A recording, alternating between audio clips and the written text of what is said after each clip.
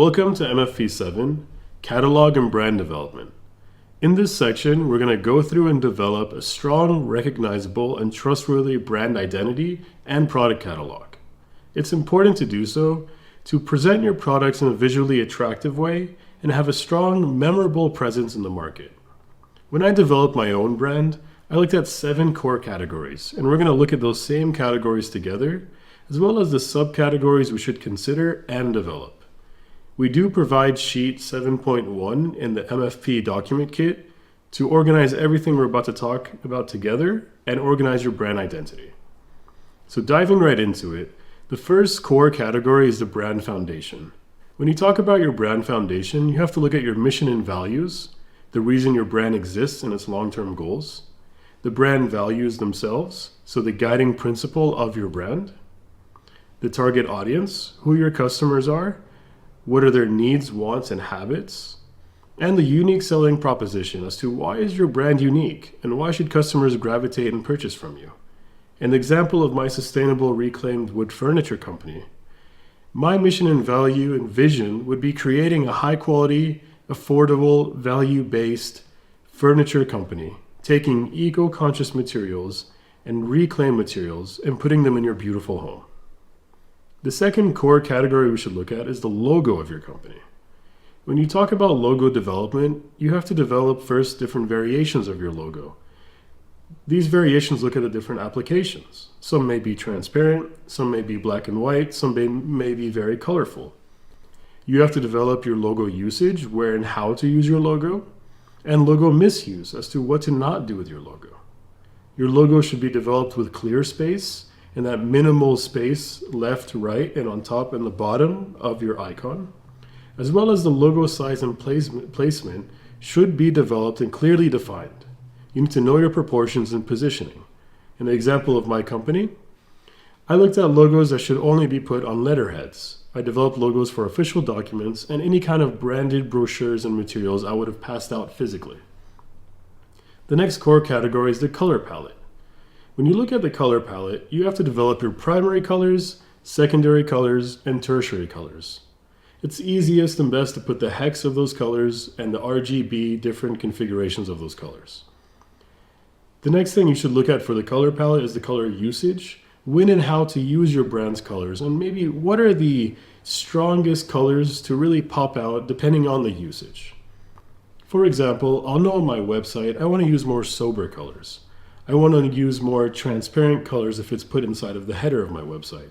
But on branding material, I want the green to pop and the brown to pop and anything that really portrays a wood furniture company.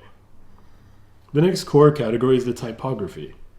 When you look at the typography, you also have to develop your primary, secondary, and tertiary typography typefaces that are the main typefaces for your brand. These are the typefaces you'll use on your website, any kind of printed material, and any kind of promotional material that shows off your brand and its identity.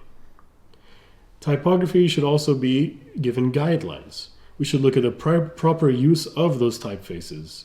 What typefaces do I use in my logo? What typefaces do I use in my titles and my subtitles and my headers? As well as the web fonts. In the case of my example, I used Arial. Arial was a very nice, smooth typography and typeface that I liked on my website that really showed my brand properly. The next core section would be imagery and graphics. When I'm developing my brand identity, I want to know what type of photography style I'm going to be gravitating towards to. What type of photography style is going to be showing off my products and later on used in even my catalog. I would look at the graphic elements. What are the non-photography type elements that I want? And what are things that I always want to put in my logo and in my imagery to show off my brand and its mission and its vision? I want to look at the image usage. What are the certain guidelines for my image usage? Where do I use it? Where do I not use these certain guidelines? I want to look at the illustration styles. For example, earth-based color palettes for my furniture company. I want them to show texture and detail. Those are my illustration styles. As well as the video guidelines for my imagery and graphics. I want to see how do I keep my brand's identity consistent from photography to even videos that could be later on used in social media. The next category would be tone of voice. What is my brand personality? What is my communication style? In my case, maybe it's professionalism with an eco-conscious and craftsmanship personality. Also, on tone of voice, I have to look at my writing guidelines. What are the guidelines for writing my brand's voice whenever I will have any kind of writing on my website, brochures, or any promotional material? The last thing I would look at in the tone of voice is the social media voice. What is my social media voice to get engagement? Am I going to be consistent across all platforms? I need to make sure that all my platforms show that same brand identity. The last core category for my brand identity would be the brand messaging itself. What is my tagline? What is that memorable phrase that explains everything I have to offer? What is the brand story? What is the narrative behind my brand, and how did I get to where I am right now? And then what are my product descriptions and how are they written? For example, in my furniture company, they'll be concise, they'll be compact, but they'll also be very descriptive and really highlight the craftsmanship always and who put their time into the piece. So these are all the aspects you should take into account when it comes to brand identity, and many of the aspects that we're going to now pour over into our product catalog. So let's get into the next video and let's develop our product catalog to show a visually appealing way to show all of your products and that beautiful brand we just built together.